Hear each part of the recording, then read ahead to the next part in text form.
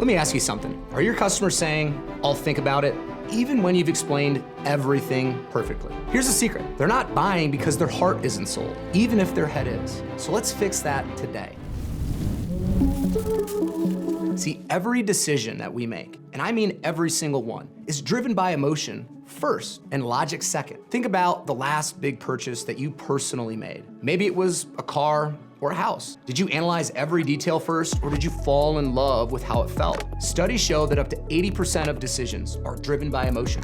By the end of this video, you're going to know exactly how to balance emotional and logical selling. Are you ready? Let's dive in. Step number one is to start with emotional questions to uncover their deeper why. You've got to start with their heart. Customers might come up to you with some practical concerns, coverage options, premiums, but the real motivation, it's always emotional. So let's look at some example questions that you can use. What would it mean to you to know that your family's future is protected, no matter what happens? If something unexpected happened, how would it feel to know that you've taken the steps to protect those that you care about most? So here's why this works. These questions, they make the customer pause and reflect on what truly matters: their loved ones, their legacy, their peace of mind. They're no longer thinking about insurance as just a product. They're seeing it as a way to honor and protect what they value most. So here's an actionable tip for you. Don't rush in this moment. Give them space to think and then answer. The more emotionally connected they feel to you, the more invested they'll be in finding a solution. Step number two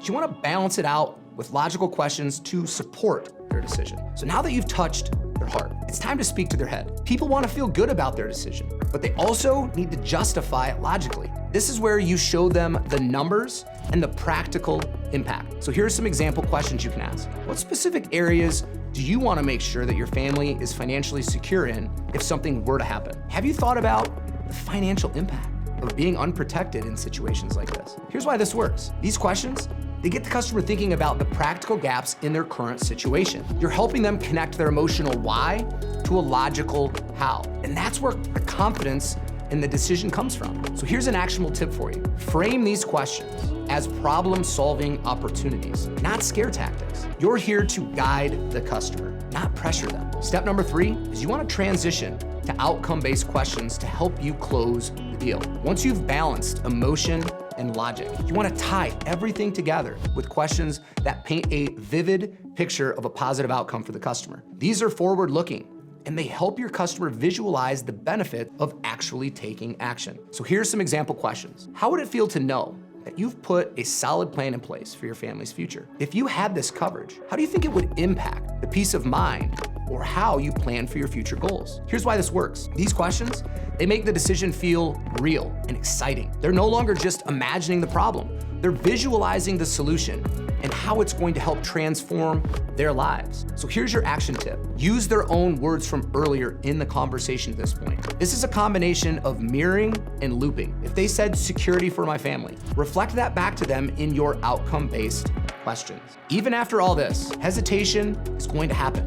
And when it does, here's your ace in the hole. Ask the customer. You mentioned that knowing your family is protected would give you peace of mind. And based on everything that we've talked about today, do you feel like this option is the right step to make that happen? Here's why this works. This question, it brings them back to their emotional why, and it reinforces the logical reasons that you've already covered. It's not pushy, and it's about alignment and helping them see that this decision actually fits their needs perfectly. When you use this approach, you're not just selling insurance, you're helping your customers invest in a future that feels right and makes sense. If you found this helpful and you want to keep learning how to connect with your customers on every level, make sure you hit that like button and subscribe to join Ignite Nation. And drop a comment below about how the emotional or logical questions that you found work best. And let's keep the conversation going. Thanks for watching, and I'll see you in the next video.